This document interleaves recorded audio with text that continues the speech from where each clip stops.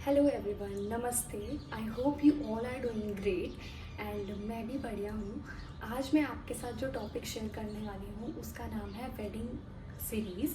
Basically ये topic नहीं है, एक सीरीज़ होने वाली है जिसमें मल्टीपल वीडियोस मैं लेकर आऊँगी।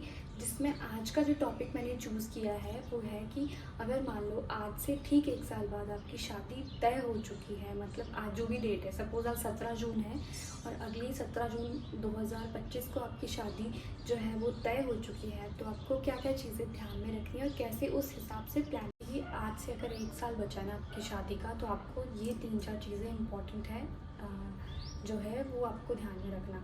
सबसे पहले अपना जो है वेन्यू बुक कर लीजिए अगर 1 साल बाद आपकी शादी है। उसके बाद सबसे इम्पॉर्टेंट है कि आपको अपनी गेस्ट लिस्ट जो है वो बना लेनी है। फिर फ़ोटोग्राफ़र तो बहुत ज़्यादा ज़रूरी है यार, कुछ भी कर लो लेकिन फ़ोटोज़ बहुत अच्छी आनी ही चाहिए, क्योंकि वही आपके पास आपकी मेमोरीज़ हैं उस इवेंट के बाद। तो अच्छा फ़ोटोग्राफ़र हायर करिए, मैं तो बोलती हूँ पैसा इसमें लगाइए। और अगर आपको बाकी चीज़ों में कम ज़्यादा करना भी पड़ जाए तो कोई दिक्कत नहीं, लेकिन फ़ोटोग्राफ़र अच्छा होना चाहिए। तो फटाफट से रिसर्च करिए कौन सा फ़ोटोग्राफ़र आपको लेना है। अगर आपको पता है तो बहुत अच्छी बात है, नहीं तो अपना फ़ोटोग्राफ़र जो है बुक कर लीजिए। बाद में डेट्स नहीं मिलती है, ट्रस्ट मी। फिर बात आती है कि आपको जो भी केटरर्स आपके फाइनल आपने सोच रखा है कि आपको ये केटरर्स करने हैं, तो वो भी आप पहले 1 साल पहले ही बुक करवा लो।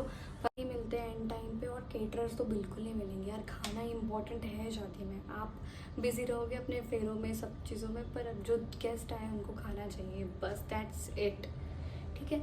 अगेन अब मैं आपको एक स्पेशल टिप देना चाहूँगी कि यार अपनी शादी ना वेदर के अकॉर्डिंगली करवाएं। अगर आपको लग रहा है ना, वेदर रिपोर्ट ज़रूर देखिए। मेरी शादी में जितनी भी मैनेजमेंट हुई है उस पर लिटरली पानी फिर गया। और पानी कैसे फिरा, एकदम से बारिश आ गई। तो अरेंजमेंट्स आपको सेकंड बैकअप प्लान हमेशा अपने किसी भी प्लान का बैकअप प्लान ज़रूर रखें। मुझे तो ये सीख मिली है। उसमें क्या हुआ उसको मैं आने वाली जो वीडियोज़ है उसमें डिटेल में बताऊँगी कि फिर हमने क्या करा एंड कितना परेशानी झेलना पड़ता है जब बारिश आ जाती है, और बारिश का मौसम भी ना हो तब कितना प्रॉब्लम आ जाता है। Anyways that's a separate story and we will cover in the coming video. But तो अब बात करते हैं कि जब आपकी शादी को रह गए हैं 6 महीने, तो आपको क्या क्या करना है। 6 महीने पहले तो यार आपको बहुत कुछ करना है। सबसे पहले तो आपको अपनी ब्राइडल आउटफिट, या ग्रूम हो तो ग्रूम वाली आउटफिट, शेरवानी जो भी पहनने वाले हो उसको आइडेंटिफाई कर लेना है कि मुझे कलर कौन सा पहनना है। एंड हाँ, कलर सबसे पहले आइडेंटिफाई कर लो, और अगर आपको कुछ पसंद है तो वो सिलेक्शन आप देख लो जाकर। क्यों मतलब मैं ये बोल रही हूँ क्योंकि जब हमारे ना नज़दीक आ जाते हैं दिन, उस दौरान जो है फिर कन्फ्यूजन होना शुरू हो जाता है। उस टाइम लगता है कि गर्ल्स के लिए मैं बात कर रही हूँ कि मैं यार ब्लू कलर का लहंगा ले लेती हूँ, मैं रेड का लेती हूँ, नहीं रेड बहुत ट्रेंडिंग है, ये है वो है। नहीं, कंफ्यूज नहीं होना है, क्योंकि ये मेरे साथ हुआ है। मैंने क्या किया था, जब मैं अपने लहंगा की शॉपिंग कर रही थी उस दौरान मुझे बहुत प्रॉब्लम्स आई। मुझे मुझे मैं शॉप पे चली गई थी, मुझे नहीं पता था कि मुझे क्या चाहिए। तो मैं आप लोग को ये बोलती हूँ कि ये मिस्टेक आप ना करें, और अपना जो लहंगा का कलर है वो पहले ही डिसाइड कर लें। एंड आपको लग रहा है आपको ट्रेंड के हिसाब से जो कपड़े पहनने हैं, जैसा कलर पहनना है, वो आप अपने हिसाब से डिसाइड कर लें। ये हो गई आपकी आउटफिट की बात। दूसरा मुझे लगता है सबसे इम्पॉर्टेंट टिप मैं आपको देना चाहूँगी कि जैसे जो इवेंट्स है ना, इवेंट्स के हिसाब से शॉपिंग करनी चाहिए हमेशा। अगर मान लो आज आप शॉपिंग करने निकले हो कि मुझे आज संगीत और हल्दी की शॉपिंग करनी है, तो डिटेल्स आप वैसे बना के लेके जाओ कि संगीत की outfit details, jewellery details, footwear details, उस तरीके से कैटेगराइज करके शॉपिंग करिए। आपको कोई भी दिक्कत नहीं आएगी, और कहीं पे भी नहीं आपको प्रॉब्लम आएगी, और आप कुछ भूलोगे भी नहीं। वरना क्या होता है कि यार आउटफिट तो मैंने ले ली, मैंने ज्वेलरी भी ले ली, मैंने ये भी ले लिया, वो भी ले लिया, पर मैंने फुटवेयर रह गए। तो वो चीज़ को अवॉइड करने के लिए आप हमेशा कैटेगरी वाइज जो है अपनी लिस्ट बनाएं। अब हम बात करेंगे सबसे इम्पॉर्टेंट टॉपिक पे कि अपना मेकअप आर्टिस्ट 6 महीने पहले ही बुक कर लें। पर बुक करने से पहले क्या क्या चीज़ें, 2-3 चीज़ें आपको ध्यान में रखनी है। वो है, नंबर 1, पहले आप उससे बात करिए कि आपकी मेकअप आर्टिस्ट कैसी है, किस तरीके के उसके प्रोडक्ट्स वो इस्तेमाल करती है ब्राइड्स पे, है ना। मैं ब्राइड्स की अभी बात कर रही हूँ। तीसरी चीज़ कि वो आपकी स्किन कंडीशन को समझती है कि नहीं समझती है। देखो, आपको दिखना है बेस्ट उस दिन, और किसी भी लड़की को या लड़के को बेस्ट दिखना होता है अपनी शादी वाले दिन पे। तो जब भी आप अपना ब्राइडल मेकअप आर्टिस्ट हायर करें या सर्च कर रहे हैं तो सबसे पहले ध्यान उससे उसके रिव्यूज़ पढ़ लें, जो भी उसका गूगल पे रिव्यूज़ हैं या फिर इवन उसके जो भी कस्टमर्स उन्होंने क्या रिव्यूज़ दिए हैं उसके लिए। और किसी रिकमेंडेशन, अगर आपको कोई दोस्त रिकमेंड कर रहा है कि हाँ मेरी शादी में इसने किया था, बहुत अच्छा किया था, अगेन बहुत अच्छी बात है, पर फिर भी आप उससे अपने बारे में बात कर लें कि मेरी ये स्किन कंडीशन है, मुझे इन प्रोडक्ट से एलर्जी है।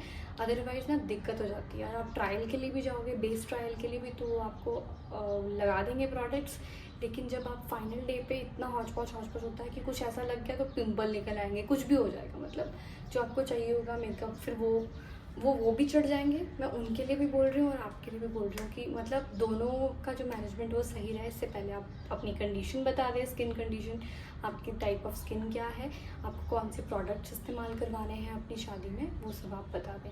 और अपना अगेन बजट ज़रूर डिसाइड करें मेकअप का। ये हो गई मेकअप आर्टिस्ट वाली बात, है ना। कि मेरी ना कुछ दोस्त हैं जो ये बोल रही है कि मुझे हेयर ट्रीटमेंट कराना है, उसे कैरा स्मूथनिंग कराना है। यार मार्केट में ना बहुत प्रकार के हेयर ट्रीटमेंट्स मौजूद है अभी की डेट में, जिसमें कैरेटिन आता है, रिबाउंडिंग आता है, स्मूथनिंग आता है, बोटॉक्स आता है। ये इस तरीके की ट्रीटमेंट्स अभी अवेलेबल है मार्केट में। तो आपको जो भी ट्रीटमेंट आपको करवाना है आप करवाइए, लेकिन उसको 6 महीने में करवा लीजिए। ऐसा मैं क्यों बोल रही हूँ, क्योंकि जब आप 1 महीने बाद या 1 महीने पहले या 2 महीने पहले ये सब करवाते हो ना, तो आपके बाल के स्ट्रैंड्स जो होते हैं बहुत मुलायम हो जाते हैं। तो कोई भी किसी को भी हेयर स्टाइल करना होगा ना, तो उसको दिक्कत आ जाएगी हेयर स्टाइल करने में। तो इसके लिए आपके लिए प्रो टिप है कि आप जो है ये कोई भी ट्रीटमेंट जो है वो 6 महीने पहले ही करा लें। इसी के साथ बात करते हैं स्किन पे।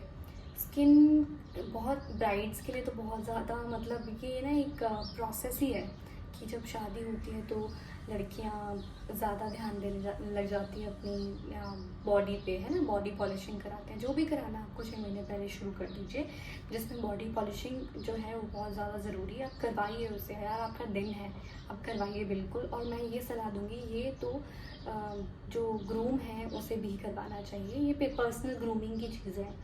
दूसरा वैक्सिंग करवाइए आप। पर मैं आपको एक चीज़ बताना चाहूँगी कि अगर आप थोड़ा अफोर्ड कर सकते हो तो अपनी अपर लिप और फेशियल हेयर अगर आप लोग के आते हैं या आर्मपिट में हेयर है, तो आप लेज़र ट्रीटमेंट ज़रूर लें।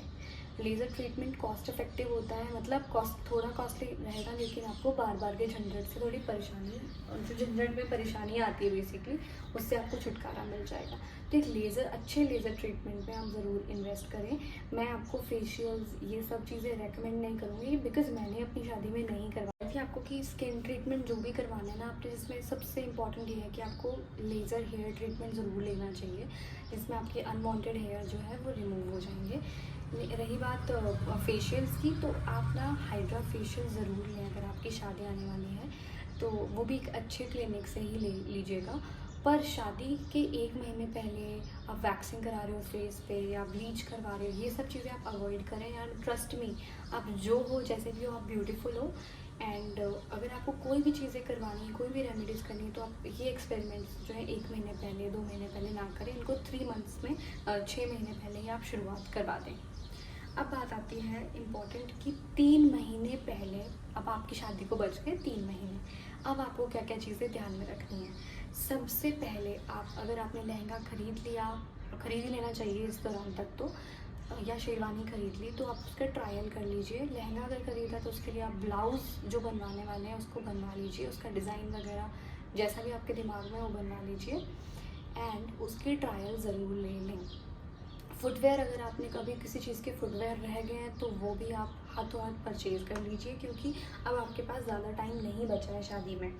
उसके बाद इम्पॉर्टेंट होता है कि आपका म्यूज़िक, अब अपना डीजे बुक कर लीजिए, 3 महीने ही बचे हैं। इसके लिए आपको क्या करना होगा, आपको सॉन्ग्स का सिलेक्शन करना पड़ जाएगा कि मुझे हल्दी के इवेंट वाइज आपके जो भी सॉन्ग सिलेक्शन होंगे वो आप अपनी पेन ड्राइव बना लीजिए, और उसमें सारे सॉन्ग्स जो है वो लिस्ट डाउन कर लीजिए, और अपने डीजे को फाइनली बुक कर लीजिए, क्योंकि डीजे नहीं मिलते यार, ट्रस्ट में डीजे नहीं मिलते हैं, फिर डीजे के लिए ढूंढना पड़ जाता है, मिन्नतें करनी पड़ जाती है, तो ये सब होता है। तो ये बहुत इंपॉर्टेंट है डीजे वाला पॉइंट, अगर एंजॉय करना है अपनी शादी में तो।